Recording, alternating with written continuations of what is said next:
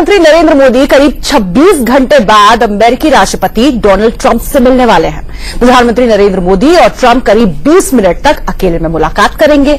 उसके बाद आपको बता दें, डेलीगेशन के साथ द्विपक्षीय वार्ता होगी जो करीब आपको बता 1 घंटे तक चलेगी। अब माना यह जा रहा है कि H-1B वीजा, पेरिस समझौते सहित रक्षा और कई दूसरे मसलों पर दोनों नेताओं के बीच बातचीत हो सकती है। प्रधानमंत्री नरेंद्र मोदी के सम्मान में आपको याद दिला दें, अमेरिकी राष्ट्रपति डोनाल्ड ट्रंप डिनर भी देंगे। अमेरिकी राष्ट्रपति ट्रंप किसी राष्ट्राध्यक्ष को पहली बार इस तरीके से डिनर देंगे। अब से कुछ देर पहले ही प्रधानमंत्री नरेंद्र मोदी ने अमेरिका के 21 कंपनियों के सीईओ से मुलाकात की थी, जिसमें अमेजॉन के सीईओ जेफ बेजोस, एप्पल के सीईओ भी शामिल थे। कैटरपिलर की बात करें तो वहां के सीईओ जिम भी वहां पर मौजूद थे और तमाम बड़ी हस्तियों से उन्होंने मुलाकात की थी। गूगल के सीईओ सुंदर पिचाई भी थे।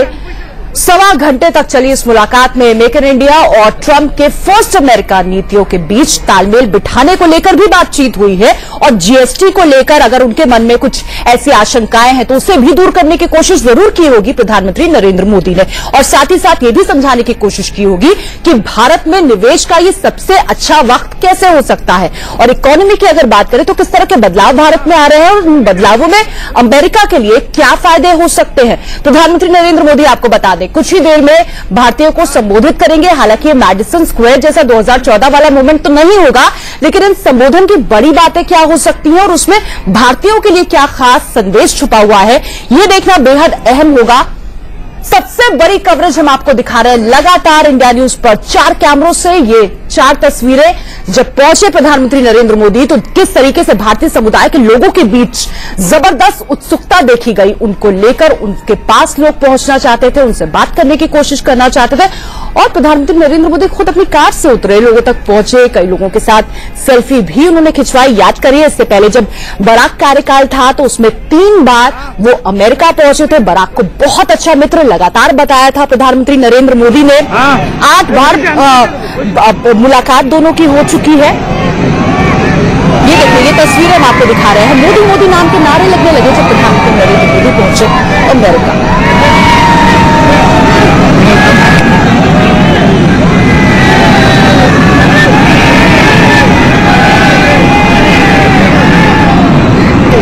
ट्रंप युग में प्रधानमंत्री नरेंद्र मोदी का ये पहला अमेरिकी दौरा है और उसको लेकर ये देखिए किस तरह की उत्सुकता है वहां मौजूद भारतीय समुदाय के लोगों में।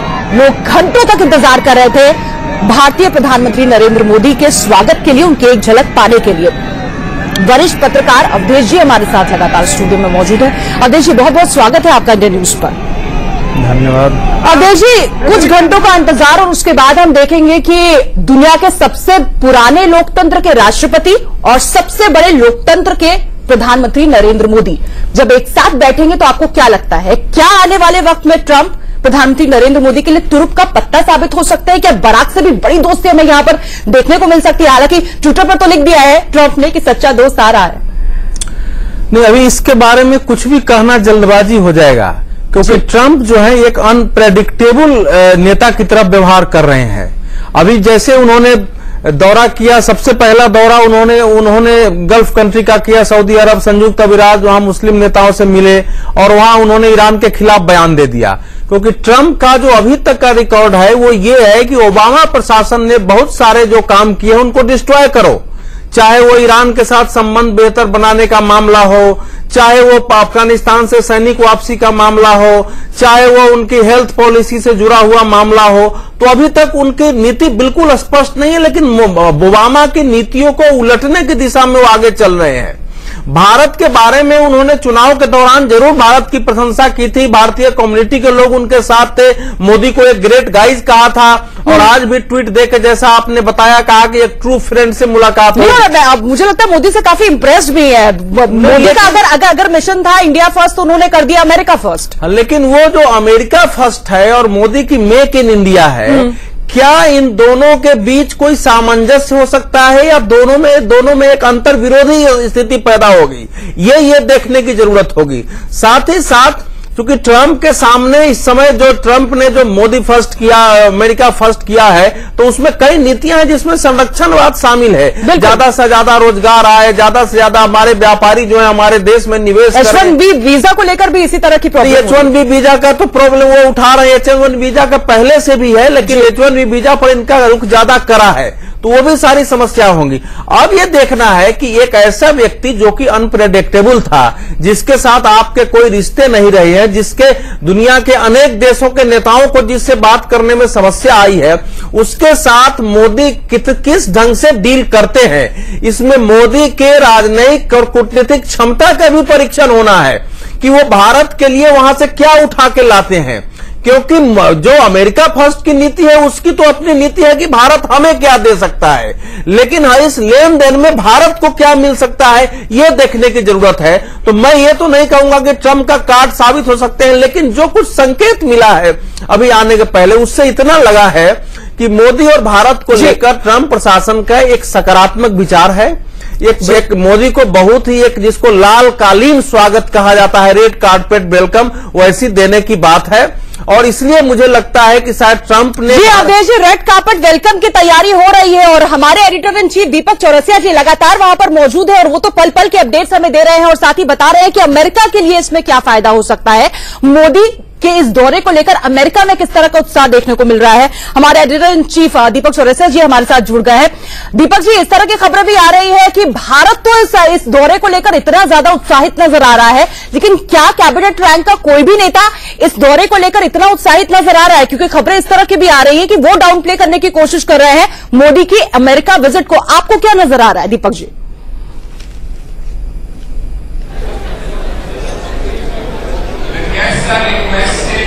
नहीं, ऐसा कुछ नहीं है कि कोई इसे डाउन प्ले करने की कोशिश कर रहा है, लेकिन मैं आपको इतना जरूर बता दूं, एक लाल कालीन वेलकम जिस अवधेश कुमार जी ने की वो जरूर हो रहा है। कल पहली बार किसी राष्ट्राध्यक्ष को डिनर देंगे डोनाल्ड ट्रंप, वो भी व्हाइट हाउस के अंदर। वो नरेंद्र मोदी हैं, जिनके साथ 1-to-1 मीटिंग होगी लगभग भारतीय समय के अनुसार रात 1 बजे के आसपास। वो 1-to-1 मीटिंग जो है 5 घंटे तक चलेगी और उसके बाद डेलीगेशन लेवल टॉक्स जो होती हैं वो होंगी और फिर दोनों का एक जॉइंट स्टेटमेंट होगा, एक प्रेस कॉन्फ्रेंस होगी जिसमें ये समझ आएगा कि दोनों का एक दूसरे के प्रति रुख क्या है। चूंकि ट्रंप नए प्रेसिडेंट बने हैं, इसलिए पहले बार ये हो रहा था कि पहली बार आएंगे मोदी, नए प्रधानमंत्री बने हैं तो ओबामा से कैसे मिलेंगे, और यही सवाल अब खड़ा हुआ है कि नए ट्रंप बने हैं, मोदी के और भारत के रिश्ते बड़े मजबूत हुए हैं समय के साथ, तो फिर वो किस तरीके से आगवानी करते हैं। तो अभी तक के जो संकेत हैं, उन्होंने ट्विटर पर मोदी को अपना ट्रू फ्रेंड कहा है। ट्रू फ्रेंड कहने के बाद मेरे ख्याल से प्रधानमंत्री का कॉन्फिडेंस लेवल बहुत बड़ा होगा और इसी के चलते जो तैयारियां हैं वो यहाँ पर की जा चुकी हैं। जैसे आप पहला इवेंट जो प्रधानमंत्री पब्लिकली आएंगे वो इसी जगह पर हो रहा है, इस हॉल में हो रहा है। यहाँ पर लगभग 700 भारतीय इंडो अमेरिकन जो लोग हैं, जो NRIs हैं, जो यहाँ पर रहते हैं, ग्रीन कार्ड होल्डर है। एक तरह से ट्रंप सरकार ने फिलहाल के लिए सस्पेंड कर दिया है इसको लेकर। वीजा जिसको रोक दिया है एक तरह से ट्रंप सरकार ने फिलहाल के लिए सस्पेंड कर दिया है, उसको लेकर भी प्रधानमंत्री बात करें। लेकिन जानकारों को यह भी कहना है कि पीएम सीधे इतनी निटिग्रिटीज में नहीं जाएंगे, वो मोर पॉलिसी लेवल की बात करेंगे, वो दुनिया की बात करेंगे और कुछ अंडरस्टैंडिंग डिफेंस में हमारी जरूर सामने आएगी इन बैठकों के बाद और इस डेलीगेशन लेवल मीटिंग्स के बाद। तो कविता, कुल मिलाकर नटशेल में ये है कि बिगिनिंग अच्छी हुई है, शुरुआत अच्छी होती है। बिल्कुल दीपक जी, बिल्कुल सही बात आपने कही कि आगाज इतना जानदार हुआ है तो अंजाम भी शानदार ही होगा। और शायद हम कह सकते हैं इसकी स्क्रिप्टिंग तो पहले ही हो गई थी जब 22 गार्जियन ड्रोन को मंजूरी दे दी गई थी ट्रंप प्रशासन में। आपको लगता है ये एक बड़ा संकेत हो सकता है कि अमेरिका कहीं ना कहीं, चाहे वो अफगानिस्तान की बात हो, साउथ एशिया में मजबूती की बात हो, उससे एक स्ट्रैटेजिक, एक इंपॉर्टेंट पार्टनर की जरूरत है और वो पार्टनर वो भारत के रूप में देख सकता है।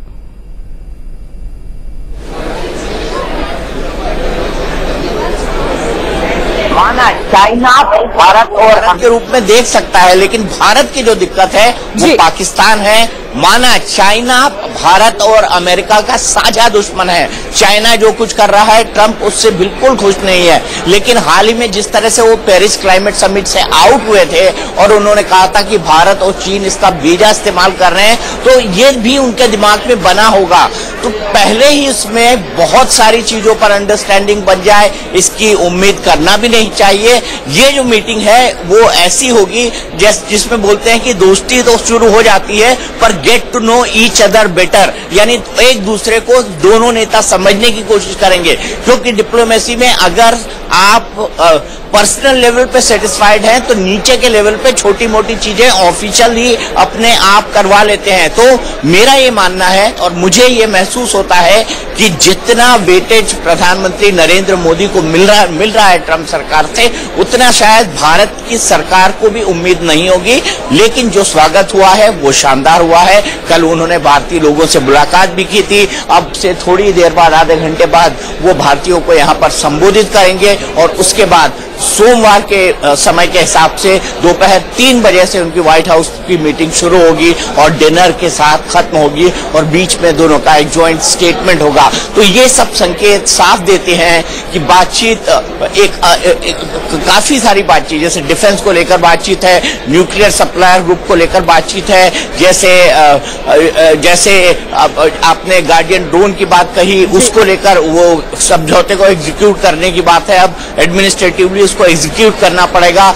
H1 वीजा की बात है और ऐसे कई सारे मुद्दे हैं जिनको प्रधानमंत्री और डोनाल्ड ट्रंप या फिर डेलीगेशन लेवल टॉक्स में उनको एड्रेस किया जाएगा। लेकिन अभी तक का जो मूड यहाँ पर है वो ये है कि मोदी साहब और ट्रंप साहब जिस तरह का दोस्ताना उनका बराक ओबामा से था, क्या उनका याराना ट्रंप के साथ हो पाएगा? नहीं। बिल्कुल दीपक जी, दोस्ती के कितने गहरे रंग देखने को मिल रहा है। के संकेत बहुत पॉजिटिव रहे हैं, बहुत उत्साही। बस अगले 25 घंटे में ये तस्वीर भी साफ हो जाएगी। हमारी एक खास पेशकश जारी है, फौरन लौट रहे हैं दीपक चौरसिया जी हमारे साथ। ब्रेक के बाद एक बार फिर से आपका स्वागत है। वो बराक युग था जब भारत ने देखा किस तरीके से भारत और अमेरिका के रिश्ते और ज्यादा मजबूत हुए। उस वक्त दोस्ती के रंग साफ नजर आ रहे थे मोदी और बराक के बीच में, लेकिन अब ट्रंप युग की शुरुआत हो चुकी है। हम सीधे रुख कर सकते हैं अमेरिका का, जहां से हमारे वरिष्ठ सहयोगी editor in chief Deepak Chaurasia जी लगातार हमारे साथ मौजूद हैं।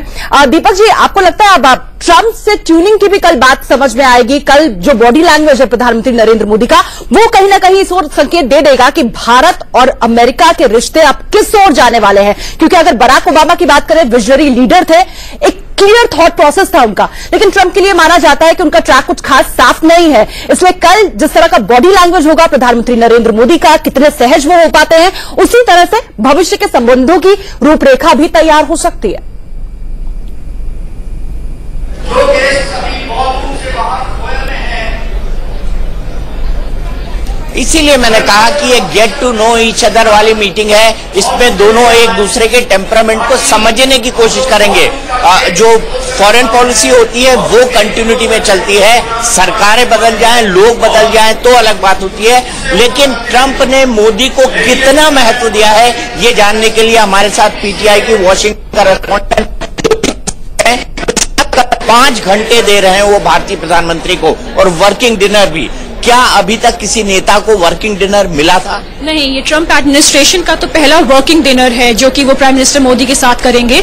और व्हाइट हाउस ऑफिशियल्स ने बोला है कि ये वर्किंग डिनर एक तरीके सिंबॉलिक है, वो सिग्निफिकेंस दिखाता है कि कितनी इंपॉर्टेंस ट्रंप एडमिनिस्ट्रेशन इंडिया को देता है। Prime minister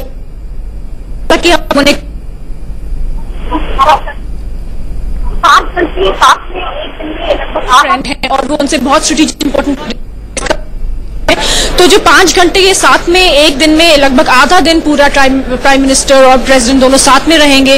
delegation level talks होंगी और जो वर्किंग डिनर है, आधा दिन पूरा प्राइम मिनिस्टर और प्रेसिडेंट दोनों साथ में रहेंगे। डेलीगेशन लेवल टॉक्स होंगी और जो वर्किंग डिनर है ये बहुत ही सिग्निफिकेंट है, क्योंकि पहली बार ट्रंप एडमिनिस्ट्रेशन में एक स्टेट डिग्निटरी के लिए ये डिनर किया गया है। तो मतलब अगर मैं कैलकुलेट करूं तो 3:30 बजे से लेकर लगभग I would request you all go down. When the other official, please take your position.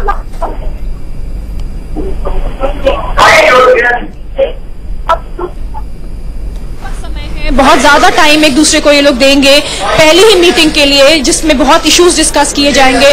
Range of issues, her topic को छुआ जाएगा जो दोनों मुल्कों के लिए बहुत ही क्रूशियल है। उम्मीद भारत की टेररिज्म को लेकर है, क्योंकि साउथ एशिया में सबसे ज्यादा टेररिज्म है और हम ये मानते हैं कि टेररिज्म का जो एपिक सेंटर है वो पाकिस्तान में है। वहां से ट्रेनिंग लेते हैं और पूरी दुनिया में आतंकवादी जाते हैं और हरकतें करते हैं, ये सबको पता है। ISI क्या करती है ये सबको पता है।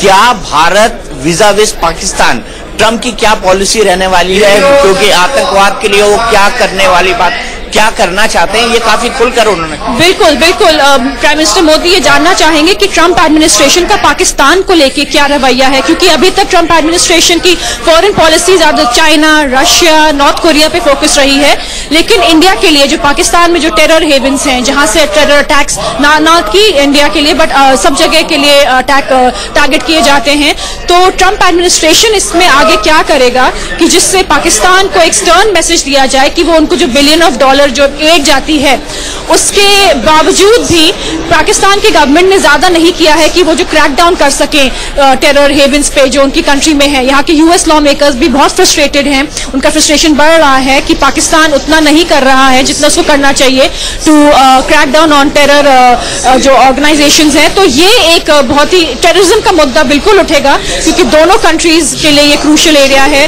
प्रेसिडेंट ट्रंप ये भी जानना चाहेंगे कि कैसे इंडिया और साउथ एशिया में एक आगे बढ़कर एक रिस्पॉन्सिबिलिटी लेगा, लीडरशिप रोल लेगा टेररिज्म को क्रैक डाउन करने में, और उसमें ऑब्वियसली पाकिस्तान भी एक जरूरी पॉइंट होगा। बहुत बहुत शुक्रिया योशिता। तो योशिता हमें बता रही थी कि कितना महत्वपूर्ण है 5 घंटे देना। व्हाइट हाउस के अंदर नरेंद्र मोदी 5 घंटे बिताएंगे और किसी राष्ट्राध्यक्ष को पहला वर्किंग डिनर व्हाइट हाउस में मिलने वाला है। स्टेट डिनर तो कई सारे होते हैं, लेकिन इस तरह का 1-to-1, इस तरह का डिनर जिसको वर्किंग डिनर कहा जाता है, वो आज तक किसी भी राष्ट्राध्यक्ष को नहीं दिया है अमेरिकी प्रेसिडेंट ने। और कल 3:30 बजे से जो उनका कार्यक्रम शुरू होगा, फिलहाल इंडियन कम्युनिटी को ये फिल्म दिखाई जा रही है जिसमें मोदी सरकार की 3 साल की उपलब्धियों को बताया जा रहा है। तो कुल मिलाकर मैं यही कहूंगा कि अगर ये कहा जाए अभी तक की जो संकेत मिले हैं वो शुभ संकेत मिले हैं तो गलत नहीं होगा। कविता। बिल्कुल बिल्कुल दीपक जी, और वरिष्ठ पत्रकार अवधेश जी भी हमारे साथ लगातार स्टूडियो में मौजूद है। अवधेश जी, संकेत बहुत शुभ है, लेकिन सवाल यही उठता है कि अगर इतने शुभ संकेत दे रहे थे तो फिर थोड़ी सी देरी क्यों कर दी, क्योंकि अप्रैल के ही महीने में चीन के राष्ट्रपति से मुलाकात करते हैं। उसके अलावा अगर मैं गिनूं तो जापान, ब्रिटेन, वियतनाम, सबके वर्ल्ड लीडर से बात कर लेते हैं। लेकिन तब तक यही सवाल उठ रहा था कि क्या भारत अमेरिका की प्राथमिकता में शामिल नहीं है, लेकिन अब लगता है ट्रंप ने साफ कर दिया है कि भारत बहुत इंपॉर्टेंट है अमेरिका। देखिए 3 बार प्रधानमंत्री की ट्रंप से फोन पर बातचीत हो चुकी है, लेकिन जो दीपक जी वहां सवाल कर रहे थे, जो PTI की हमारी रिपोर्टर है उनसे पाकिस्तान और आतंकवाद को लेकर, उसके बारे में मैं कहना चाहूंगा कि मई में अमेरिका के डिफेंस हेडक्वार्टर से जुड़ी रिपब्लिकन कमेटी ने ट्रंप से कहा था कि अफगानिस्तान में भारत को साथ लेकर पाकिस्तानी ठिकानों पर हमले किए जाएं। दीपक जी इसका ध्यान रखें, रिपब्लिकन कमेटी ने ट्रंप से कहा था, बिल्कुल, क्योंकि पाक आतंकवादियों को सपोर्ट कर रहा है। अभी हाल में पेंटागन की एक रिपोर्ट आई कि भारत अफगानिस्तान का सबसे अच्छा साझेदार है। तो ये माना जा रहा है कि अफगानिस्तान में भारत के नीति को अमेरिका का समर्थन मिलने वाला है और वो शायद पाकिस्तान को पसंद नहीं आएगा, और अफगानिस्तान में अमेरिका को साझेदार मिल जाएगा भारत के रूप में और पाकिस्तान को परेशानी हो सकती है। क्योंकि पाकिस्तान के बारे में जो हक्कानी ग्रुप है, तहलीके तालिबान पाकिस्तान है, उसके बारे में भी अमेरिका की बहुत साफ रिपोर्ट है कि वो किस ढंग से अफगानिस्तान में वो कर रहा है। तो इसलिए मुझे ये लगता है कि इसके संदर्भ में निश्चित रूप से बातचीत होगी और आने वाले समय में हमको पाकिस्तान में अमेरिका समर्थित भी भारत का एक बड़ा रोल दिखाई देगा। ये हो सकता है कि मोदी अमेरिका के राष्ट्रपति को यह भी कहें कि आप अपने सैनिकों की संख्या थोड़ी और अफगानिस्तान में बढ़ाइए। ये एक दक्षिण एशिया में एक व्यापक बदलाव का सूचक हो सकता है, क्योंकि जो बातचीत के एजेंडे हैं उसमें साउथ एशिया में भारत का रोल, एशिया पैसिफिक में रोल, हिंद ओशियन जो हिंद महासागर है उसमें भारत का रोल, ये सब बातें उसमें शामिल है। बिल्कुल, पूर्व राजनयिक अशोक सज्जनहार जी भी हमारे साथ अभी भी स्टूडियो में शामिल हो चुके हैं। इस बहस को आगे बढ़ाते हैं उनके साथ। अशोक जी, आप क्या मानते हैं? अमेरिका कह तो ये रहा है कि मजबूत भारत अमेरिका के हित में है, लेकिन भारत को मजबूत बनाने के लिए ट्रंप क्या सौगात दे सकते हैं आज प्रधानमंत्री नरेंद्र मोदी? देखिए, एक तो बात है जो वो कहने की और दूसरा बात है करने की।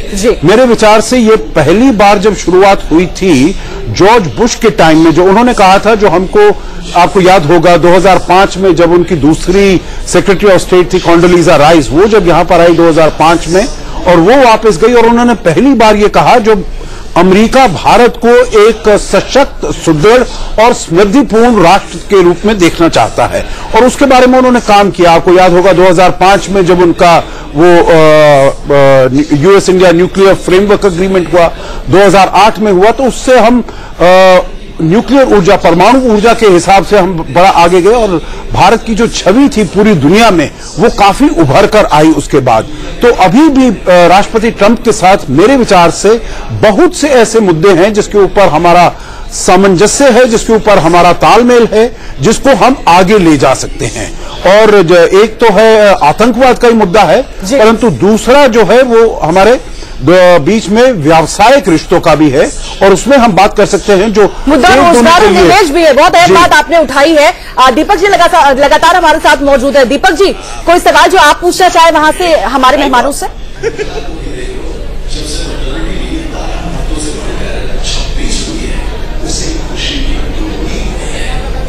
मैं दोनों से कुछ जानना चाहूंगा जो मूड भारत के अंदर इसके बारे में दिखाई देता है। अवधर जी, यहाँ पर तो हमने आपको बताया कि इतना टाइम आज तक ट्रंप ने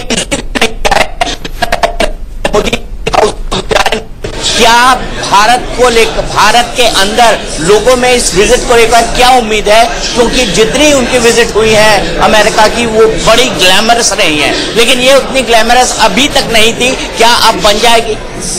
नहीं, भारत में थोड़ी अनिश्चितता की सोच उभरी है क्योंकि ट्रंप को लेकर के ट्रंप ने चीन के बारे में जो कहा और फिर चीन के बारे में उनकी नीति जो बदली चुनाव और उसके बाद में उसको लेके मुस्लिम कंट्रीज के बारे में जो कहा, फिर वो जिस ढंग से गल्फ कंट्रीज में गए तो उसको लेके तो भारत में बिल्कुल एक मिली जुली स्थिति है कि होता क्या है पता नहीं क्या होगा। बहुत सारे लोगों को आशंकाएं भी है, बहुत सारे लोगों को उम्मीदें भी है, लेकिन कल्पना यह जरूर है कि हमारे प्रधानमंत्री एक अच्छे नेगोशिएटर हैं, अपने विरोधियों के साथ भी बेहतर ढंग से बातचीत करके अपने अनुकूल उनको बनाने की कोशिश करते हैं, इसलिए शायद इसमें सफलता मिल जाए। मोदी ने तो एक इसको जैसे आज सीईओ की केवल 19 सीईओ से मीटिंग हुई जो हम लोगों को यहाँ खबर मिल रही है, जो 19 सीईओ बैठे थे वो पिछली बार 2015 के से काफी संख्या कम है। जो अभी वहां संबोधन होने वाला है उसमें आप ही ने बताया करीब 700 लोग रहेंगे। पिछली बार मेडिसन में 15,000 लोग थे और सैप सेंटर में भी 10-12 हजार लोग थे। तो मुझे ये लगता है कि शायद जानबूझ के थोड़ा लो प्रोफाइल उसको रखा गया है, लेकिन भारत में दोनों प्रकार की विचारधारा है, कहीं अनिश्चितता भी है, कहीं नाउम्मीदी भी है और उम्मीद भी है, लेकिन कल्पना यह है कि अमेरिका से भारत के बेहतर संबंध हो और ज्यादातर ध्यान यहाँ जो है वो भले H-1B वीसा पर हम बात कर रहे हैं, हम ट्रेड को लेकर भी हमारी बातचीत है, लेकिन पाकिस्तान से जुड़ा जो आतंकवाद है उस पर अमेरिका क्या करता है, इस पर देश का ज्यादा फोकस है।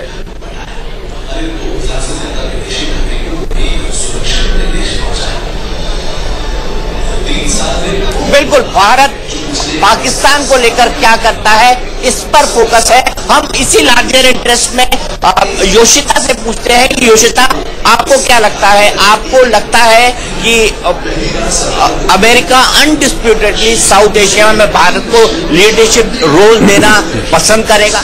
बिल्कुल, क्योंकि देखिए ये इंडिया एक तो इकोनॉमिक पावर हाउस है, तो इंडिया की ग्रोथ, इकोनॉमी की जो ग्रोथ होगी वो अमेरिका के लिए भी अच्छा है क्योंकि फिर वो कंपनीज आके इन्वेस्ट करेंगी और जो एक स्ट्रेटेजिक रोल है इंडिया प्ले कर सकती है सिक्योरिटी को लेके। चाइना का भी राइज एक ऐसी चीज है जो यूएस थोड़ा रोकना चाहेगा, तो उस कॉन्टेक्स्ट में भी इंडिया का सपोर्ट करना कि जो इंडिया एक बढ़ के आगे लीडरशिप रोल ले, उसके लिए यूएस बिल्कुल चाहेगा। और पाकिस्तान के अगेंस्ट भी, क्योंकि जैसे सबने देखा है कि पाकिस्तान में जो टेरर हेवन्स हैं उसके लिए पाकिस्तान ने ज्यादा कुछ खास नहीं किया है, तो इंडिया एक स्टेबल जो एनवायरनमेंट उस साउथ एशियन रीजन में यूएस के लिए देगा, यूएस बिजनेसेस के लिए देगा। अफगानिस्तान में आगे जाके यूएस का क्या रोल रहेगा, उसमें भी इंडिया एक बहुत इंपॉर्टेंट रोल प्ले करता है क्योंकि इंडिया काफी डेवलपमेंट प्रोजेक्ट्स अफगानिस्तान में भी कर रहा है। तो दोनों पाकिस्तान को लेके, चाइना को लेके जो ट्रंप एडमिनिस्ट्रेशन का जो फोकस है उसमें इंडिया एक बहुत ही जरूरी रोल प्ले करेगा आगे जाके, और कर भी रहा है। और यही फोकस रहेगा कि कैसे ट्रंप एडमिनिस्ट्रेशन मोदी की सरकार को और इंगेज करे कि इन दो एरियाज में, चाइना और पाकिस्तान के एरियाज में भी इंडिया का एक लीडरशिप रोल निकल के आए। बिल्कुल, लीडरशिप रोल चाइना के अगेंस्ट भारत का इसलिए भी देखा जा रहा है क्योंकि भारत और चीन परंपरागत ढंग से एक दूसरे साउंड कम है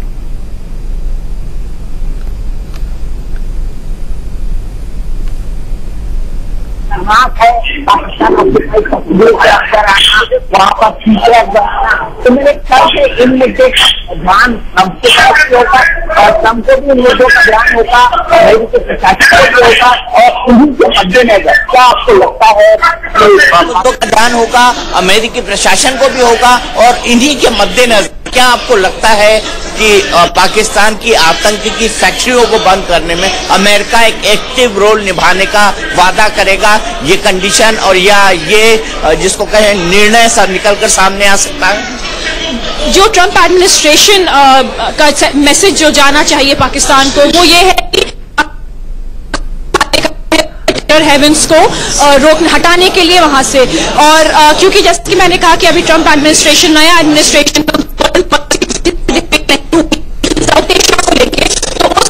में जो भी मैसेज टेररिज्म पे जाएगा ट्रंप एडमिनिस्ट्रेशन की तरफ से मोदी जी की मीटिंग के साथ में, वो एक तरीके से मैसेज पाकिस्तान के लिए भी होगा कि अगर पाकिस्तान ने अपने जो आतंकवादी हैं, जो आतंकवादी के सेंटर्स हैं, उसको क्रैक डाउन नहीं किया, तो आगे जाके ट्रंप एडमिनिस्ट्रेशन भी कुछ ऐसे कदम ले सकता है जिससे पाकिस्तान को मजबूर हो जाए कि वो अपने जो टेरर ऑर्गेनाइजेशन है उस पर क्रैक डाउन करने के लिए। और ये भी कि फिर उनको जो बिलियंस ऑफ डॉलर्स की एड मिलती है वो भी ऐसे फ्री नहीं मिल सकती है जब तक उस तरफ से भी एफर्ट ना किया जाए कि जो कंसर्न्स है टेररिज्म के लिए वो पाकिस्तान उसको एड्रेस ना करे। तो ठीक है, तो अभी हमने इस हॉल के अंदर एक पूरी फिल्म देखी मोदी सरकार की 3 सालों की उपलब्धियों को लेकर, और अब थोड़ी देर में प्रधानमंत्री आने वाले हैं और प्रधानमंत्री के आने के साथ एक छोटा सा स्पीच होगा और फिर उसके बाद कार्यक्रम समाप्त हो जाएगा। मैंने पूछा उनसे कि क्या इसको मेडिसन स्क्वायर गार्डन की तरह किया जा सकता था या जिस तरह से सैन फ्रांसिस्को में उन्होंने किया था वैसा किया जा सकता था। कम मिला, बहुत कम मिला, और 1.5 महीने के वक्त में ही हमको ये सब करना था। तो हमने जितनी लीडरशिप रोल वाले लोग हैं इंडियन कम्युनिटी के, उन को प्राइम मिनिस्टर से संबोधित करके पूरी की पूरी इंडियन कम्युनिटी को संबोधित करना चाहते हैं, क्योंकि उनको ये लगता है कि ये प्राइम मिनिस्टर का मैसेज अपने रिस्पेक्टिव जगहों में ले जाएंगे। तो यहाँ पर शिकागो से भी लोग हैं, यहाँ पर सिलिकॉन वैली से भी लोग हैं, यहाँ पे टेक्सास से भी लोग हैं, यहाँ पे मैरीलैंड से भी लोग हैं, अलग अलग जगहों वाले लोग। जी बिल्कुल, यहाँ पे बहुत सारे ऐसे कम्युनिटी लीडर्स हैं जो कि अपने अपने जगह पे, Chicago, New York, new Jersey, Houston में एक जो इंडियन कम्युनिटी है उसको साथ लेके चलते हैं। काफी इंडियन अमेरिकन प्रोग्राम्स होते हैं, चाहे दिवाली हो, चाहे इंडिपेंडेंस डे हो, रिपब्लिक डे हो, तो ये लोग एक बहुत ही ज्यादा महत्वपूर्ण रोल प्ले करते हैं डायस्पोरा का, क्योंकि जैसे कि आप जानते हैं कि इंडियन डायस्पोरा बहुत ही हार्ड वर्किंग है, उसने बहुत कंट्रीब्यूशन किया है अमेरिकन इकोनॉमी में। तो काफी यहाँ पे कम्युनिटी लीडर्स आए हैं जो कि एक तरीके से ब्रिज हैं बिटवीन द अमेरिकन्स, जो इंडियंस जो यहाँ रह रहे हैं और जो इंडिया है। तो उसमें जो लीडरशिप का ये जो रोल प्ले करते हैं, तो उसमें ये काफी इंपॉर्टेंट रोल इन लोगों का रहा है, और एक तरीके से ये मैसेज लेके जाएंगे मोदी जी का बाकी कम्युनिटी के लिए। अशोक जी हमारे साथ हैं, जो कि फॉर्मर डिप्लोमेट हैं, वो भी हमारे साथ जुड़े हुए हैं। मैं अशोक जी से जानना चाहता हूं, अशोक जी, जब इतने बड़े नेताओं की मीटिंग होती है तो निकलकर बाहर आकर अनाउंसमेंट नहीं किए जाते हैं, एक लार्जर पॉलिसी लेवल की बात की जाती है, तो जो सवाल उठ रहा है कि H1B वीजा सॉल्व हो जाएगा, अमेरिका वाली चीजें सॉल्व हो जाएंगी, क्या इतना उम्मीद करना इस मीटिंग से सही है? देखिए, मैं तो ये कहना चाहूंगा, जो ये इनकी पहली मुलाकात होने वाली है, जो प्रधानमंत्री की और राष्ट्रपति डोनाल्ड ट्रंप की पहली मुलाकात है, और सबसे अहमियत की जो बात होगी इस मुलाकात में, जो ये ट्रंप की पहली मुलाकात है, और सबसे अहमियत की जो बात होगी इस मुलाकात में, जो ये दोनों नेता एक दूसरे के बीच में एक ऐसी रेपो बनाए, एक ऐसा केमिस्ट्री बनाए, एक ऐसा कंफर्ट लेवल एस्टैब्लिश करें जिससे कि आगे के जो भारत और अमेरिका के रिश्ते हैं वो और अच्छी तरह तेजी से आगे बढ़ सके, अग्रसर हो सके। और मेरे विचार से देखिए, ये जो निटी ग्रिटी होती है ना, H1B वीजा वगैरह वगैरह, वो उस टॉप लेवल पर उस चीज पर बात नहीं होती है और मेरे विचार से अभी भी नहीं होगी। जो भी होगा ये बड़े मुद्दों के तरीके पर उस पर बातचीत होगी और ये कहा जाएगा जो एक दूसरे के व्यावसायिक रिश्ते कैसे और अच्छे हो सकते हैं, बेहतर हो सकते हैं। और उसमें प्रधानमंत्री मोदी यकीनन राष्ट्रपति ट्रंप को कहेंगे जो देखिए भारत से जो भी निवेश हुआ है, भारतीय कंपनियों ने जो निवेश किया है अमेरिका में, उससे वहां पर जॉब्स क्रिएट हुए हैं और जो भी हमारी यहां पर कंपनी आ रही हैं, जो भी H1B वीजा का भी जो केस है, जो वो वहां की कंपनी की कंपेटिटिवनेस बढ़ाने के लिए अच्छा है। ये दोनों के लिए विन विन सिचुएशन है, ना कि ये केवल भारत के फायदे के लिए। इसीलिए जो भी आप इसके ऊपर निर्णय करते हैं वो एक फार साइटेड रिफ्लेक्टिव डिसीजन हो, बैलेंस डिसीजन हो। और वो क्योंकि उनका अपना निजी मामला है, अपने देश का मामला है, तो उसका ही वो हम उम्मीद करेंगे जो भी आपका निर्णय होगा वो हमारी भारत की जो कंपनियां हैं, भारत के जो लोग हैं, उसका पूरी तरीके से वैसे ही पालन करेंगे। परंतु ये निटी ग्रिटी में नहीं जाएगा। मैं तो ये समझता हूं, देखिए जो डिफेंस के मामले पर बात होगी, जो व्यवसाय के मामले में बात होगी, जो हमारे सामरिक और कूटनीतिक संबंधों के बारे में बातचीत होगी और जो ये दोनों नेता एक दूसरे में अपना संबंध बना सकते हैं, वही इसका सबसे बड़ा टेक अवे होने वाला है। अगर आप मुझे इजाजत दें दीपक जी, तो मैं एक शब्द इसमें कहना चाहूंगा। जब मैं आया था तो उसके बारे में बातचीत हो रही थी, जो प्रधानमंत्री मोदी बहुत देर से वहां पर गए हैं। मेरे विचार से नहीं, मेरे विचार से जो समय प्रधानमंत्री मोदी के वहां पर यात्रा का है बिल्कुल ठीक है, क्योंकि भारत में हमने ये सोच लिया था जो हम बहुत ज्यादा जल्दी पहल नहीं करेंगे। जो जब वहां पर जैसे और नेताओं ने गए थे वहां पर, और देशों के नेता गए थे वहां पर, क्योंकि हम चाहते थे कि वहां के राष्ट्रपति ट्रंप थोड़ा सा सेटल डाउन हो जाएं। तो इसीलिए 5 महीने हो गए हैं उनको समय लगा है जो वहां पर सेटल होने में, और ये समय ठीक है जो हम उनका ध्यान आकर्षित कर सकें भारत की तरफ। उनके जो भारत और अमेरिका के जो इतने सुदृढ़ रिश्ते हैं उसके ऊपर हम आकर्षित कर सकें और ये उन्हें कहें, जो जैसे उन्होंने स्वयं कहा है that this is a force for good. Bharat और अमेरिका के जो रिश्ते हैं, this is a force for good, और ये हमारा जो साझेदारी है इसको हम और कैसे ज्यादा मजबूत बनाएं और ज्यादा मजबूत बनाकर इसको आगे ले जा सकें। बिल्कुल अशोक जी, बहुत अच्छी बात आपने कही है कि टाइमिंग बिल्कुल सही है। और देखिए, आज चांद का दीदार हुआ है, कल देश ईद मनाएगा, लेकिन उससे पहले ऐसा कहा जा रहा है कि अमेरिका में इस वक्त उत्सव का माहौल है, क्योंकि प्रधानमंत्री नरेंद्र मोदी वहां पर मौजूद है। कुछ ही देर में भारतीय समुदाय के लोगों को वो संबोधित करेंगे। हमारे editor in chief Deepak Chaurasia जी लगातार वहां से मौजूद है और हमें अपडेट्स दे रहे हैं। हमारे मेहमान भी हमारे साथ स्टूडियो में मौजूद है। हमारी एक खास पेशकश जारी है, वो भारतीय समुदाय के लोगों को संबोधित करेंगे, लेकिन कल होगी उनकी ट्रंप से मुलाकात। और बड़ा सवाल यही है कि क्या ट्रंप पर चलेगा मोदी का मैजिक, और चलेगा तो फिर भारत के लिए वो क्या लेकर आएंगे वापसी जब उनकी होती है, ये देखना बेहद अहम होगा। अवधेश जी, आपको लगता है न्यूक्लियर सप्लायर्स जो ग्रुप में जो भारत की मेंबरशिप की बात हो रही है या फिर न्यूक्लियर एनर्जी की बात हो रही है, कई फ्रंट्स है जिस पर भारत चाहता है कि कल ट्रंप का रुख भी साफ हो जाए और भारत के लिए जो संकेत हो वो सकारात्मक हो। आपको लगता है कल हो सकता है ऐसा? नहीं, उस पर बातचीत संभवतः हो सकती है, क्योंकि वो उस पर कोई रैंगल नहीं है, किसी प्रकार का उसको लेके कटुता और तनाव नहीं है। जैसे बराक ओबामा ने कोशिश की थी एनएसजी में भारत को मिले, चीन के कारण और बाकी एक आध देश के कारण वो समस्या आ गई। हालांकि उन्होंने जॉर्ज बुश ने जिस प्रकार से भारत अमेरिका परमाणु संधि को लेकर के और दुनिया को मनाने के लिए जितना किया, उस सीमा तक बराक ओबामा नहीं गए थे, लेकिन उन्होंने कोशिश की थी। अब ये ट्रंप है कि ये क्या चाहते हैं, लेकिन पिछले दिनों जो खासकर परमाणु ये चाहता है, अमेरिका ये चाहता है कि भारत हमसे परमाणु ऊर्जा खरीदे, उसमें वेस्टिंग हाउस हाउस के मामले पर एक सहमति भी बनी थी, सब कुछ हो गया था, लेकिन वेस्टिंग हाउस जो है वो इस समय दिवालिया होने के कगार पर है। तो भारत में एक पुनर्विचार की भी स्थिति बन रही है कि क्या एक दिवालिया होती कंपनी के साथ हम समझौता करके काम करें या न करें। लेकिन ट्रंप प्रशासन की जो अमेरिका फर्स्ट की नीति है उसमें उनको वेस्टिंग हाउस के को भारत के साथ उसका समझौता कराना, ताकि भारत के पैसे से वो फिर से जीवित हो सके, ये कोशिश है। और बहुत सारे राजनयिकों का यह मानना है कि ट्रंप प्रशासन से बेहतर संबंध बनाने के लिए भारत को वेस्टिंग हाउस से समझौता करना चाहिए। ऐसे लोगों की भी कमी नहीं है, कुछ लोग नहीं मानते हैं। लेकिन एनएसजी का मुद्दा हमारा लिए महत्वपूर्ण है, और जो दूसरी यात्राएं भी उन्होंने की है, पुर्तगाल की और नीदरलैंड करने वाले हैं, ये दोनों देश भी एनएसजी के मेंबर्स हैं, तो उस दृष्टि से भी इस यात्रा का महत्व हो सकता है। बिल्कुल, दीपक जी का एक बार फिर से रुख करना चाहेंगे, वॉशिंगटन से लगातार हमारे साथ मौजूद है। दीपक जी, भारत को तो बहुत ज्यादा उम्मीदें हैं इस विजिट से, लेकिन अमेरिका को कितनी उम्मीद है प्रधानमंत्री नरेंद्र मोदी के अमेरिका दौरे से?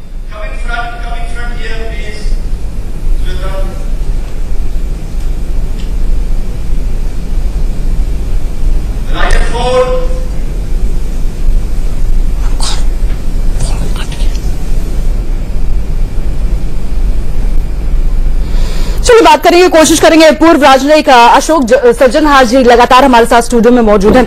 अशोक जी, जब अमेरिका की बात आती है तो फिर भारत ये सोचता है कि अमेरिका के साथ बैठकर एक ऐसे टर्म्स पर भारत पहुंच जाए जहां पर वो भी अपनी बात को रख सके, डिक्टेट कर सके टर्म्स। हालांकि वो दौर आना अभी बहुत दूर की बात हुई, लेकिन कल की अगर हम बात करें तो अमेरिका को भारत से क्या उम्मीद हो सकती है? देखिए, मैं तो ये कहूंगा, जो अगर दो देश एक दूसरे से साझेदारी करते हैं तो उसमें किसी को भी ऐसा नहीं होना चाहिए जो वो डिक्टेट साझेदारी करते हैं तो उसमें किसी को भी ऐसा नहीं होना चाहिए जो वो डिक्टेट कर सके टर्म्स। बिल्कुल ही एक लेवल प्लेइंग फील्ड होना चाहिए, और दोनों के अगर कोई चिंताएं हैं, आकांक्षाएं हैं, कंसर्न्स हैं, एंजाइटीज है, दोनों को सुना जाए, दोनों की बातचीत हो और उस पर आगे जो भी समझौता बनता है उसको आगे लिया जाए। मैं एक और बात ये भी कहूंगा, जो मेरे विचार से भारत में इतनी ज्यादा उम्मीदें नहीं हैं इस दौरे से। भारत में, और ये जानबूझकर हमने इसको थोड़ा डाउन प्ले किया है, इसको लो प्रोफाइल किया है। जैसे वहां भी आपने देखा है केवल 19 सीईओज या 20 सीईओज को बुलाया है, केवल 600-700 लोगों को बुलाया है, क्योंकि हम डाउन प्ले, वक्त कम था, नहीं, मैं बहुत ज्यादा। देखिए कविता जी, मैं ये कहूंगा, जो मेरे विचार से वक्त की कमी ही केवल एक कारण नहीं है। तो आपको लगता है कंड्यूसिव एटमॉस्फेयर नहीं था? नहीं, कंड्यूसिव एटमॉस्फेयर बिल्कुल है, बहुत अच्छा है, परंतु देखिए अभी हमको डोनाल्ड ट्रंप के रुख का नहीं मालूम है। यानी कि हमें फूक फूक कर कदम आगे बढ़ाना। हाँ, और देखिए वो राष्ट्रपति जो वहां के हैं वो हमेशा ये कहते हैं जो मेरी जो रैली है वो सबसे बड़ी रैली हुई है। तो अब अगर प्रधानमंत्री वहां पर मेडिसन स्क्वायर गार्डन जैसी रैली कर दें तो वो फिर कैसे वो कह पाएंगे जो भाई मेरी रैली सबसे बड़ी है। तो इसीलिए ये इसमें बिल्कुल ठीक बात है, जो आप लो प्रोफाइल रखिएगा और जो हमारे इसमें उम्मीदें भी हैं उसको भी आप लो रखिए। अगर उसके बाद ज्यादा बनकर होता है, बात कोई अच्छी बनती है, अच्छी डील बनेगी, जैसे डिफेंस की डील जरूर मेरे विचार से बनेगी, चाहे ये गार्डियन ड्रोन्स के हो, प्रीडेटर ड्रोन्स के बारे में हो, या कोई और डिफेंस इक्विपमेंट की परचेज करने की चीज हो, या को डिजाइन को डेवलप करने की बात हो, तो वो बड़ी अच्छी सी वो डील बन सकती है। परंतु वो डील अगर आएगी तो उसको बोनस लिया जाएगा, परंतु उम्मीदें कम हैं। जहां तक कि अमेरिका का संबंध है, अमेरिका एक तो चाहेगा जो भारत के इतना बड़ा मार्केट है उस मार्केट में उसको एक्सेस ज्यादा मिलना चाहिए, क्योंकि हमेशा उनके वो रहे हैं जो टैरिफ्स हमारे ज्यादा हैं, नॉन टैरिफ बैरियर्स हमारे ज्यादा हैं, तो हमारे मार्केट में इतना एक्सेस नहीं है और उनका भी नेगेटिव बैलेंस ऑफ ट्रेड है। हालांकि अगर चीन के साथ लगाया जाए, चीन का करीब $400 बिलियन डेफिसिट ट्रेड है इनके साथ, अमेरिका का उनके साथ, हमारे साथ केवल $24 बिलियन है, तो इतना ज्यादा वो नहीं है, परंतु फिर भी वो कैसे तो अपना झिझक क्यों है फिर? भारत से क्यों इतनी झिझक है? क्यों ट्रंप को ऐसा लग रहा है कि H-1 वीजा की बात हो जाए या फिर रोजगार की बात हो जाए? अगर हम मेक इन इंडिया की बात करते हैं तो मेक इन अमेरिका की बात करने लगते हैं, अमेरिका फर्स्ट की बात करने लगते हैं। नहीं, कि वो नहीं करते जो मेक इन इंडिया के जवाब में। देखिए वहां पर एक प्रोटेक्शनिज्म का, पूरी दुनिया में एक प्रोटेक्शनिज्म का यही चाल चलकर तो वो सबसे बड़ी गद्दी तक पहुंचे। हाँ, प्रोटेक्शनिज्म का एक दौर चला है और उसी के बलबूते पर वो आए हैं जो हम America first, hire American, buy American के उस पर स्लोगन पर आए हैं, तो उसको आगे ले जा रहे हैं। परंतु हमको उनको ये बताना है जो हमारा जो प्रोग्राम है, हमारी जो ज्यादा आर्थिक व्यवसाय जो साझेदारी है वो दोनों देशों के हित में है, और वो मेरे विचार से मोदी जी उनको बस इसी बात को किस तरीके से मोदी जी वहां तक पहुंचाते हैं और ट्रंप तक ये बात कन्वे करते हैं, ये देखना बेहद अहम होगा। कुछ घंटों का और इंतजार। सीधे रुक कर सकते हैं, दीपक जी हमारे साथ मौजूद है। दीपक जी, कोई सवाल जो आप करना चाहें हमारे मेहमानों से?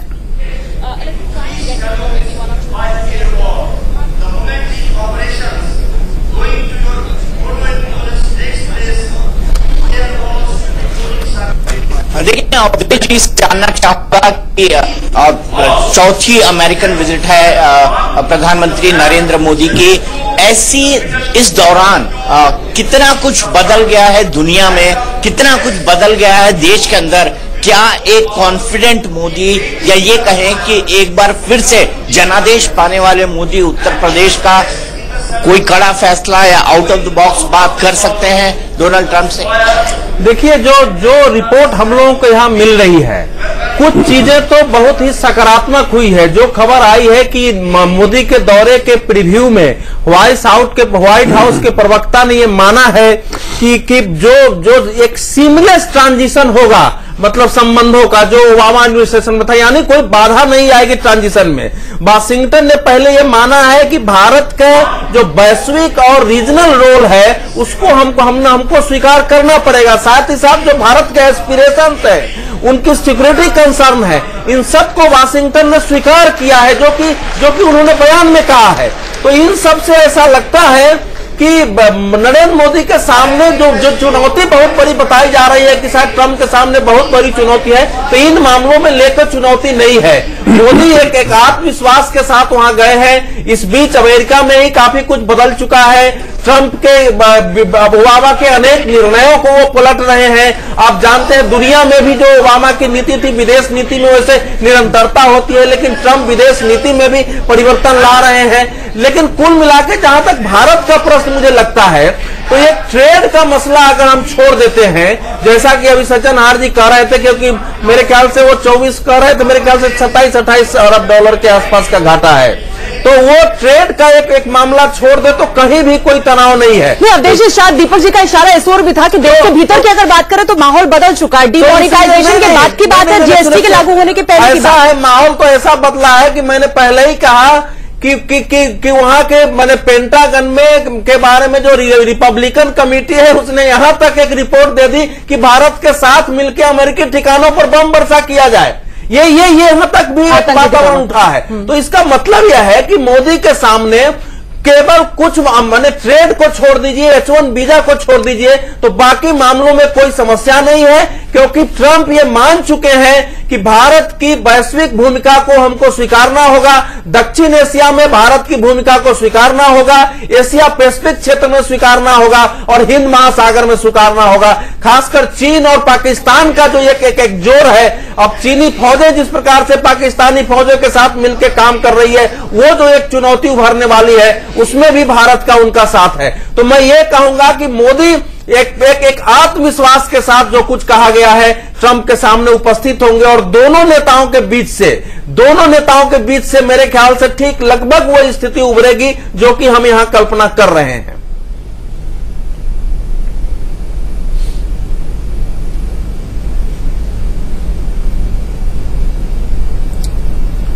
वहां साउंड की प्रॉब्लम है। जी दीपक जी,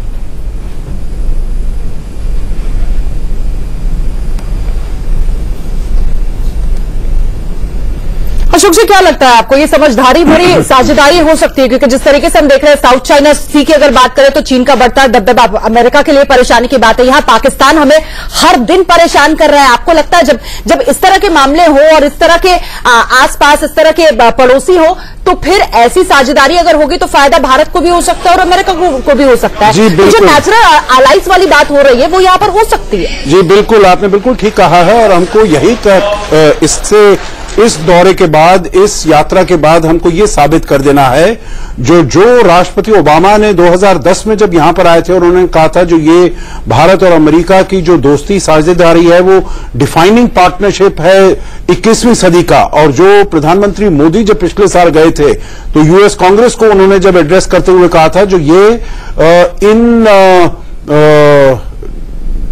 इंडिस्पेंसेबल पार्टनरशिप है दोनों पूरी दुनिया के लिए। तो हमको ये साबित करना है। और देखिए बात ऐसी है जो अभी जो राष्ट्रपति ट्रंप ने कुछ ऐसे कदम उठाए हैं, हालांकि उन्होंने अपनी जब कैंपेनिंग करे थे उसमें उनकी इलेक्शन प्रॉमिसेस थी। एक तो ट्रांस पैसिफिक पार्टनरशिप अग्रीमेंट से वो विड्रॉ कर गए हैं, वहां से वो विड्रॉ कर गए हैं, तो चीन के लिए उन्होंने रास्ता बहुत खुला छोड़ दिया है और इससे चीन का अपना जो प्रभाव है, अपना जो इन्फ्लुएंस है वो और बढ़ाने में उसको आसानी होगी।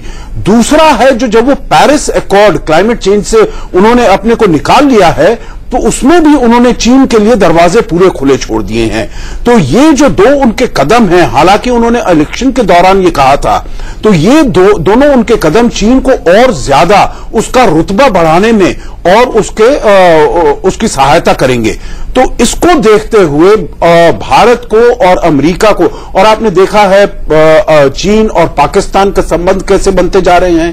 बड़ा भाई और बिल्कुल वो नहीं, बड़ा भाई तो मेरे ख्याल से बहुत ही वो अच्छा वो रिश्ता है मेरे ख्याल से। वो तो बिल्कुल कॉलोनी से भी बदतर उसके हो गया है। और जो वो कहते हैं दो चीन, पाकिस्तान जिस तरह से कह रहा है कि हमारा बड़ा भाई है, हाँ हमारा आयरन ब्रदर है, लोहे का वो है। परंतु देखिए अब चीन और रूस के भी जैसे संबंध हो रहे हैं और चीन, रूस और पाकिस्तान के जैसे संबंध हो रहे हैं, तो ये सब अमेरिका के लिए बहुत ही चिंता का विषय है। और अगर उस क्षेत्र में देखा जाए तो कोई ऐसा नहीं देश है जो कि भारत के अलावा चीन के अमेरिका के साथ रह सकता है। एक बात और मेरे ख्याल से अशोक जी इसमें जोड़ना चाहिए, जो कतर के बारे में जो उन्होंने अचानक निर्णय ले लिया, ट्वीट कर दिया कुछ देशों के प्रतिबंध के बाद, क्योंकि कतर में उनके 11 से 12,000 सैनिक है, उनके सैनिक अड्डे हैं। तो कतर के बारे में भी जो उन्होंने निर्णय लिया है वो भी बड़ा विचित्र निर्णय है। तो ये भी समझना चाहिए कि ट्रंप एडमिनिस्ट्रेशन कई निर्णय ऐसे भी ले रहे हैं जो गैर अनुभवी राजनेता को प्रमाणित करता है। या तो उनको पता नहीं था, उन्होंने अचानक ट्वीट कर दिया कि भाई हमारा वहां सबसे बड़ा सैनिक अड्डा पड़ा हुआ है और कतर इस समय जो है ये घेरेबंदी में आ चुका है। तो इसलिए मैंने ट्रंप से जरा अब उनको जो बोलने का तरीका, ऑस्ट्रेलिया के प्राइम मिनिस्टर से बात की तो उन्होंने कहा कि सबसे गंदी बातचीत आपसे हुई और बीच में ही फोन काट दिया। तो G7 में उनका जो है जर्मन के चांसलर यानी कि जो उन्होंने ट्वीट किया है कि सच्चे दोस्त का इंतजार है, आपको लगता है कि वो भी जल्दबाजी में अभी अशोक जी कह रहे थे कि हमने थोड़ा वेट किया। ये बेहतर है कि 5 महीने में कुछ सीख उनको आ गई होगी कि कैसे देशों के नेताओं के साथ व्यवहार करे, अमेरिका की विश्व नीति वाकई क्या होनी चाहिए, हमने जो चुनाव पूर्व घोषणा किया वो व्यवहारिक है कि नहीं है। इन 5 महीनों में थोड़ी बहुत उनकी समझ बनी होगी। इसलिए लगता है कि भारत के साथ जो बातचीत होगी, मुझे लगता है अभी तक हुई नेताओं से थोड़ा बेहतर माहौल में होगी और इसके परिणाम थोड़ा बेहतर निकलेंगे। अवधेश जी, लेकिन देखिए वो अनाड़ी हो सकते हैं, लेकिन नरेंद्र मोदी देश के प्रधानमंत्री, जिनको कहा गया कि वो तो ग्लोबल लीडर बन चुके हैं, उनका मैजिक तो हर राजनेता पर चलता है। जब वो कल बैठेंगे तो आपको लगता है कि वो भी एक स्ट्रैटेजी बना के गए होंगे, वो भी होमवर्क बना के गए होंगे कि ट्रंप को किस तरीके से, अब इस तरीके से उनको मनाना है कि भारत जो कहेगा कम से कम वो उसी भावना के साथ उस चीज को समझे। मनाने की जरूरत नहीं है, लेकिन उनके सामने तर्क तो रखना ही है। वो कुछ चीजें अशोक जी ने स्पष्ट भी की है। हमारे यहाँ से जो बच्चे वहां पढ़ने जाते हैं वो करीब $5 अरब जो है हर साल उसमें खर्च करते हैं, जिससे वहां जॉब क्रिएट होता है। हमारी कंपनियां वहां काम कर रही हैं, उनसे भी जॉब क्रिएट होता है, केवल बेंगलोर में जॉब नहीं आता है। और साथ ही साथ भारत की कुछ कंपनियों ने वहां स्किल सेंटर खोले हैं, जिसमें उनको स्किल डेवलप करके अमेरिकी लोगों को हम नौकरी दें, जिसमें अमेरिकी कम आ रहे हैं उसमें स्किल डेवलपमेंट के लिए। तो ये सब चीजें नरेंद्र मोदी उनके सामने रख सकते हैं कि ये मामला एक पक्षीय नहीं है, हमारी ओर से भी आपके यहां जॉब क्रिएट हो रहा है और ये अगर प्रभावित प्रभावी ढंग से रखेंगे तो मैं नहीं मानता हूं कि ट्रंप के समझ में यह बात नहीं आई, क्योंकि ट्रंप स्वयं एक बिजनेसमैन रहे हैं। बिल्कुल, तो उनको बिजनेस की बातें तो समझ में आएंगे ही, कम से कम बिजनेस का तो गजब का अनुभव है। लेकिन अशोक जी, जैसे आप कह रहे थे कि माहौल बनना बहुत जरूरी है, आपको लगता है जब इस तरह की डिफिकल्ट पर्सनालिटी सामने हो तो फिर बात पहुंचाने का तरीका भी अलग होना चाहिए? क्या हम उस तरीके से देख सकते हैं? बराक ओबामा के साथ जब उन्होंने मुलाकात की, चाय पर चर्चा की तस्वीरें सामने आई, दोनों घूम रहे थे गार्डन में, उसके बाद उन्होंने जब प्रेस कॉन्फ्रेंस की तो जब वो बात कर रहे थे तो बराक करके बात कर रहे थे। आपको लगता है इस तरह के लेवल पर पहुंचने में दोस्ती को कुछ वक्त लग सकता है? कल अगर इस तरह की तस्वीरें हम चाहे कि हम देख पाए तो ऐसा हो नहीं सकता है? नहीं, मेरे ख्याल से देखिए, जो राष्ट्रपति ट्रंप हैं वो भी काफी वार्मथ डिस्प्ले कर सकते हैं, क्योंकि जब वो फ्लोरिडा में उनसे, चीन के राष्ट्रपति से उनकी मुलाकात हुई तो काफी उन्होंने ग्रेशियस वहां पर किया, क्योंकि वो होस्ट कर रहे हैं। तो मेरे विचार से इसको हमारे मन में शंका है, शुबा है, जो कैसे उन्होंने ऑस्ट्रेलिया के प्रधानमंत्री से बातचीत की, एंगेला मर्केल को अभी कैसे उन्होंने डांट दिया, जलील कर दिया। बिल्कुल कैंपेनिंग मोड से यहां तक वो जो तुनक मिजाजी वो कहीं ना कहीं सामने आ जाती है। देखिए कविता, मैं एक चीज उसमें और कहूंगा, जो भी इनके रिश्ते और देशों के साथ है ना, वो बिल्कुल अलग है। जो हमेशा अमेरिका कुछ ना कुछ उन देशों को देता आया है। ऑस्ट्रेलिया के साथ न्यूक्लियर अम्ब्रेला, यूरोप के पास nuclear umbrella, Japan, South Korea के पास। भारत के साथ उसका ऐसा कोई रिश्ता नहीं है। भारत कुछ भी ऐसी चीज अमेरिका से नहीं लेता है जो कि नाजायज तरीके से हो। दोनों का जो रिश्ते हैं बिल्कुल बैलेंस्ड रिश्ते हैं। तो इसीलिए अमेरिका भारत को नीचे देखकर बात नहीं कर सकता है, और क्योंकि जो भी हमारा रिलेशनशिप है बहुत ही बैलेंस्ड रिलेशनशिप है। और प्रधानमंत्री मोदी, जैसे आपने कहा है, बहुत ही मंझे हुए और बहुत ही एक्सपीरियंस्ड है और बहुत ही जल्दी से वो समझ जाते हैं, सीख जाते हैं। He is a good learner, अपना बना लेते हैं। जी बिल्कुल। और इसीलिए जैसे उन्होंने जो पहले उनके जो 4 दौरे हुए हैं अमेरिका में और ये 5वां दौरा है, तो उसमें जो उनका पहले का बर्ताव रहा है उसको उन्होंने बदल दिया है, ये देखते हुए जो व्हाइट हाउस में अब कौन सा लीडर। बिल्कुल, अवधेश जी, 3 बार फोन पर भी तो बातचीत हो गई है। आप पहुंचने इससे पहले 3 बार बातचीत हो चुकी है। कुछ तो मोदी जी भी समझ गए होंगे कि ट्रंप कैसे सोचते हैं, किस तरह का उनका व्यवहार होता है। बातचीत भी हुई है। अभी हम इसके दौरे के पहले हमारे विदेश सचिव वहां गए, वहां के विदेश मंत्री के साथ उनकी लंबी, जो वहां के विदेश मंत्री हैं उनके साथ उनकी लंबी बातचीत हुई है। रैक्स टिलरसन और वो एक उसके साथ वो सब सूचनाएं भी इनको मिली है। हमारा दूतावास वहां वो भी और वो एक उसके साथ वो सब सूचनाएं भी इनको मिली है। हमारा दूतावास वहां वो भी काम कर रहा था। मोदी ने पूरा स्टडी भी किया होगा जाने के पहले कि उनका देशों के साथ और क्या क्या व्यवहार रहा है, भारत के बारे में उनकी समझ क्या है। तो ये तो होमवर्क करके ही गए होंगे। और मोदी भी एक बेहतर निगोशिएटर है। मैं टफ निगोशिएटर तो नहीं कहूंगा, लेकिन एक कुशल निगोशिएटर मैं जरूर कहूंगा बातचीत में उनको। एक स्किल्ड निगोशिएटर भी आप कह सकते हैं। तो इसलिए ये कॉन्फिडेंस के साथ गए हैं। और आखिर ट्रंप ने एक प्रदेश के चुनाव जीतने के बाद, उत्तर प्रदेश चुनाव जीतने के बाद अगर नरेंद्र मोदी को फोन करके बधाई दी तो कुछ न कुछ तो रहा होगा कि हमको इस व्यक्ति से संबंध बनाना है। और चुनाव के पहले नरेंद्र मोदी की वो प्रशंसा कर चुके थे अपने चुनाव प्रचार के दौरान। तो ये सब बातें ये बताती हैं कि ट्रंप को, बार ट्रंप सरकार, वो बात भी याद आ रही है। तो वो जो है सब वो कहते हैं 20 बारी उन्होंने इसका वो किया, ट्रेनिंग किया। हाँ। जो भाई कैसे उनका प्रोनाउंसिएशन ठीक हो, उच्चारण ठीक हो, क्योंकि ये हिंदी के शब्द उनको आ नहीं रहे थे। तो 20 बारी उन्होंने इसका प्रयास किया और तब उसके बाद उनके ये बातचीत हो पाई। वैसे लेकिन तो अमेरिका में भी जो रोजगार की मांग हो रही है, जो उनके यहाँ आर्थिक समस्याएं, माफी के साथ आपको रोकना चाहूंगी क्योंकि वॉशिंगटन से इस बार अब एक बार फिर से जुड़ गए हैं हमारे editor in chief Deepak Chaurasia ji. Deepak ji, over to you. Ladies and gentlemen, please remain seated. Volunteers and officials, please. बिल्कुल, अब इंतजार हो रहा है, आखिरी मोमेंट है जब प्रधानमंत्री आने वाले हैं। और यहाँ पे कई सारे लोग हैं जो दूर दूर से आए हैं। आप कहाँ से आए हैं भाई साहब? मैं न्यूयॉर्क से आया हूँ। न्यूयॉर्क से। क्या आपने मेडिसन स्क्वायर का भाषण सुना था? बिल्कुल सुना। मुझे ये बताइए, आज क्या एक्सपेक्ट करते हैं? क्या ट्रंप के आने के बाद भारत अमेरिका रिश्तों में कोई स्पीड ब्रेकर आएगा, आपको लगता है? बिल्कुल नहीं आएगा। आई थिंक ये बढ़ेगा ही बढ़ेगा आगे। क्यों? क्योंकि president Trump is a businessman and India the way is growing is the best place to do business. So I don't think there will be a speed breaker. I think the way Modi ji has gone to the worldwide, all the NRIs, asking them to come to India and invest, it's going to grow more and more. I will give you our example. We will be sending, we have your email ID. I'll give you our example. We are a nuclear. You speak in Hindi. हमारा अपना example देते हैं, हम nuclear reactor बनाते हैं.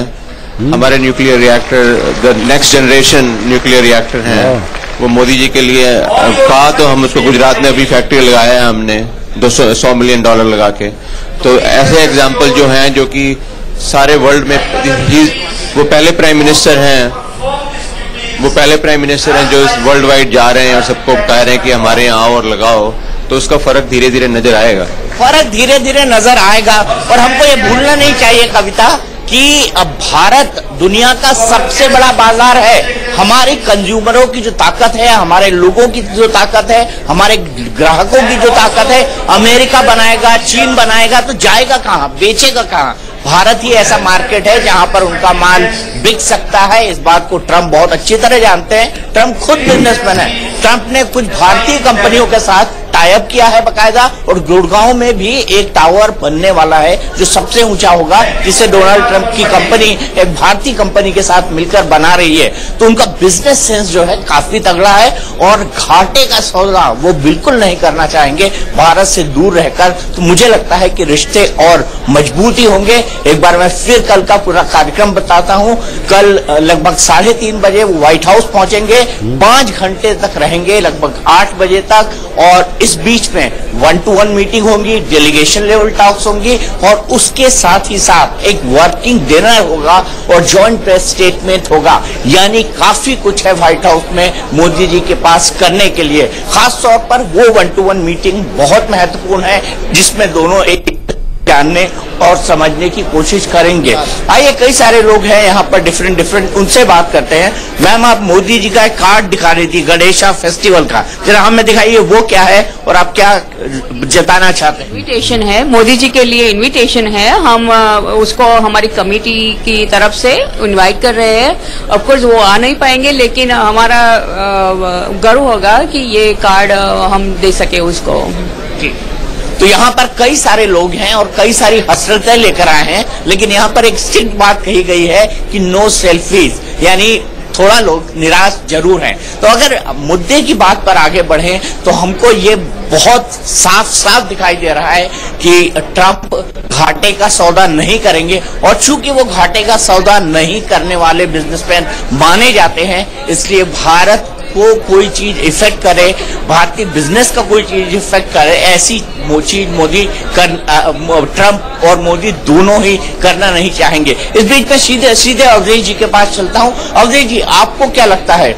कल एक व्यक्ति ने कमेंट करके कहा था कि ट्रंप एक देशभक्त राष्ट्रपति है, मोदी एक देशभक्त प्रधानमंत्री है, और 2 देशभक्त एक साथ मिल रहे हैं तो बड़े कड़क निर्णय ले लेंगे. क्या ट्रंप कोई आउट ऑफ द बॉक्स बात कह सकते हैं, कर सकते हैं मोदी से? देखिए, डोनाल्ड ट्रंप का अभी तक का रिकॉर्ड जो रहा है, बहुत खड़ी बात करने का रहा. अभी हम लोग चर्चा कर रहे थे कि कैसे ऑस्ट्रेलियन प्रधानमंत्री से उन्होंने बातचीत में फोन ही बीच में काट दिया कि आपसे बहुत डर्टी और बातचीत हो गई. तो वो बातचीत करने वाले हैं.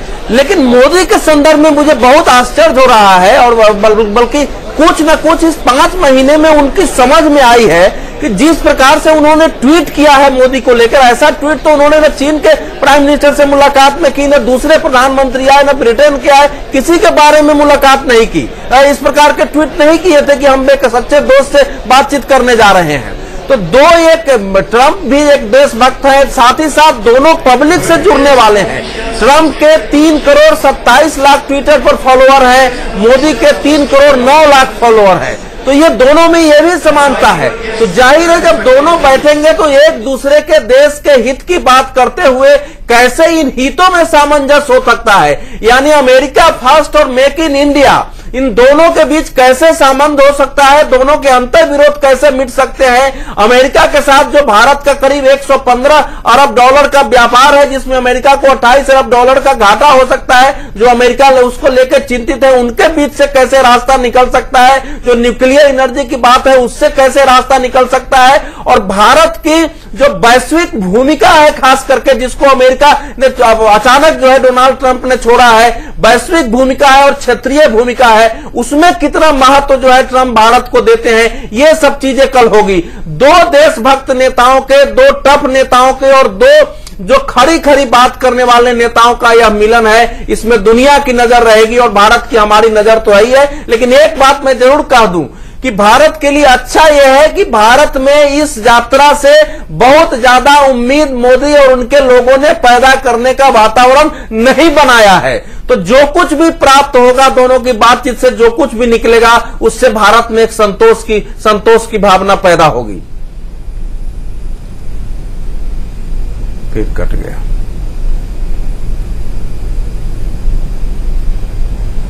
कनेक्शन ठीक नहीं है। जी दीपक जी। Minister of India is arriving within a few minutes. So please be seated. He is arriving within a few minutes and we'll start the program accordingly. Thank you. तो देखिए, इंतजार की घड़ियां बस खत्म होने को है और इसी बात को कहते हुए होस्ट जो इस इवेंट के हैं उन्होंने भी यही कहा कि अब बस थोड़ी ही वक्त का इंतजार है। उसके बाद भारत के प्रधानमंत्री नरेंद्र मोदी वहां पर पहुंचेंगे और उसके बाद वो भारतीय समुदाय के लोगों को संबोधित करेंगे। इस मंच से कौन सी बड़ी बातें वो करते हैं वो देखना बेहद अहम होगा, क्योंकि देखिए 2014 में आई थी मैडिसन स्क्वायर के गार्डन की तस्वीरें, जहां पर ऐसा लग रहा था जैसे भारत के प्रधानमंत्री नहीं बल्कि कोई रॉक स्टार पहुंचे हुए हैं, रॉक स्टार पर्सनालिटी की भूमिका में वो नजर आ रहे थे। 2015 की अगर मैं बात करूं तो वहां पर हमने देखा था, टाउन हॉल इवेंट हुआ था, जब अपनी मां के बारे में बात करते करते रो पड़े थे। वो एक ऐसा वक्त था जब ऐसा लग रहा था जैसे करोड़ों दिलों को उन्होंने छू लिया है उस एक वाक्य से। अवधेश जी, मैं गलत तो नहीं हूं? नहीं, आप गलत नहीं है। उसके बाद फिर उनका सैप सेंटर में भाषण भी हुआ था और वो बड़ा लंबा भाषण था। बिल्कुल। तो देखिए, मोदी की एक खासियत है कि वो जहां जाते हैं भारतीय समुदाय को संबोधित जरूर करते हैं और वो जो प्रवासी भारतीय हैं जिनको अब भारतवंशी हम कहते हैं, उनको अपने भारत से जोड़ने की कोशिश करते हैं और साथ ही जिस जगह जाते हैं वहां के इतिहास के बारे में भी थोड़ी जानकारी और लेते हैं, ताकि ये बता सके कि यहाँ भारतीयों का क्या योगदान रहा है। और इसका एक व्यापक प्रभाव पड़ा है दुनिया भर में फैले हुए हमारे 2.5 से 3 करोड़ के बीच जो भारतवंशी हैं, उनके अंदर भारत को लेकर अलग प्रकार का आकर्षण, अलग नए सिरे से एक आकर्षण अपने देश के प्रति उन्होंने पैदा किया है। लेकिन एक बात जरूर कहते हैं कि जिस देश में आप कहाँ रहते हैं उस देश के प्रति निष्ठा आपकी बनी रहने चाहिए, इतना वो जरूर करते हैं मोदी। लेकिन आज का इवेंट उन्होंने थोड़ा सा छोटा इवेंट जानबूझ करके रखा है और मुझे लगता है कि ये कूटनीतिक दृष्टि से यही सही था कि प्रमुख लोगों को बुला के बातचीत की जाए। 600-700 लोग हैं, लेकिन मैं ऐसा है, मैं एक हल्के मूड में ये कहूंगा भाई, मोदी जी पर सब लोगों का ध्यान है। हम लोग भी बोल रहे हैं, हम लोगों को भी कुछ सुनने वाले हैं। ऐसा आप मत कहो कि केवल इंतजार की घड़ियां मोदी जी का ही है। कुछ लोग हम लोगों की बात सुनने का भी इंतजार कर रहे होंगे। बिल्कुल अशोक जी, आप इतनी सारी बातें हमने कर ली है, लेकिन आपको लगता है कोई एक बात है जो अभी रह गई है, जो शायद नरेंद्र मोदी जब बात करेंगे और भारतीय समुदाय के लोगों को संबोधित करेंगे तो उस बात का वो जिक्र कर सकते हैं?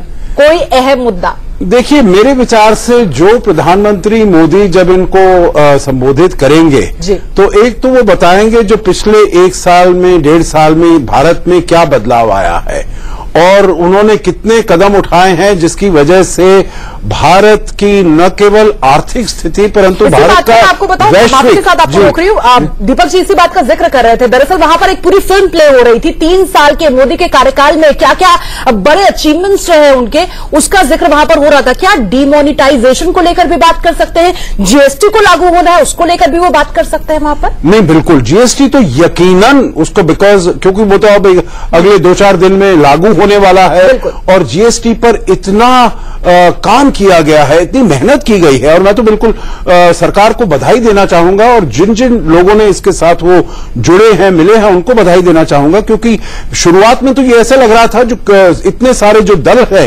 वो ये नहीं कि जीएसटी के विरुद्ध हैं, परंतु वो अपनी राजनीतिक खेल खेलने के लिए वो इसके विरुद्ध काम कर रहे थे। परंतु फिर भी बहुत अच्छी तरह ठीक तरह से उन्होंने सब दलों को साथ में लाए हैं और अब 1 जुलाई को वो हो रहा है।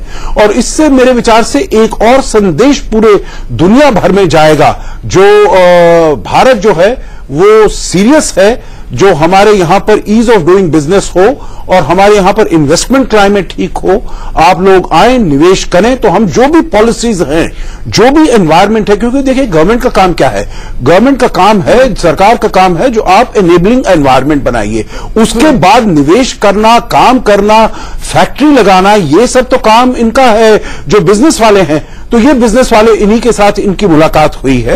और जो ये 700 लोगों, मैं एक चीज कहना चाहूंगा, जो ये लोग 700 को एड्रेस कर रहे हैं प्रधानमंत्री जी, ये मेरे विचार से पूरी दुनिया भर में लोग देख रहे हैं। तो हमको ये नहीं सोचना चाहिए जो केवल 700 लोगों तक ये सीमित होगा। आप भी देख रहे हैं, हम भी देख रहे हैं। मेरे विचार से पूरे देश में नजर इस वक्त इस बात पर होगी कि प्रधानमंत्री नरेंद्र मोदी इस मंच से किन बड़ी बातों का जिक्र करते हैं। एक बार फिर से हम रुक करना चाहेंगे। दीपक जी लगातार हमारे साथ मौजूद है। दीपक जी, इंतजार की घड़ियां बस खत्म होने वाली है। लोगों को किस बात का सबसे ज्यादा शिद्दत से, बेसब्री से इंतजार है कि प्रधानमंत्री नरेंद्र मोदी आज जब बात करेंगे तो इस बात का जिक्र जरूर करें?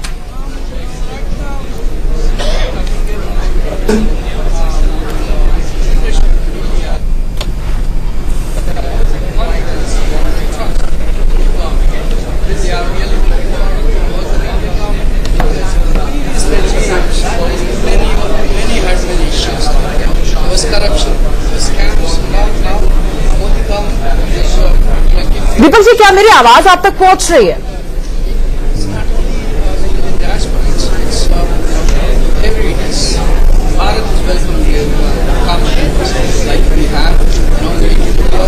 देखिए, नरेंद्र मोदी का हम लोगों ने भी पुर्तगाल में भाषण सुना था। पुर्तगाल में वो क्या बोल रहे थे, वो जो है 4-5 बिंदुओं पर जरूर दौड़ते हैं। एक तो आत्मविश्वास जगाते हैं कि भारत एक उभरती हुई शक्ति है, भारत अनेक उपलब्धियां प्राप्त कर रहा है। वो केवल आर्थिक क्षेत्र में नहीं, वैज्ञानिक क्षेत्र में उपलब्धियां प्राप्त कर रहा है। दुनिया में भारत की पूछ बढ़ रही है। भारत के लोगों में यह सामर्थ्य है कि हमारे देश को खड़ा कर सकते हैं। और दुनिया में आप सब लोग जहां हैं, वो सब भारत के एक दूत के रूप में आप काम करते हैं और इससे हमारी छवि अच्छी बनी है। ये बात वो हर जगह रखते हैं।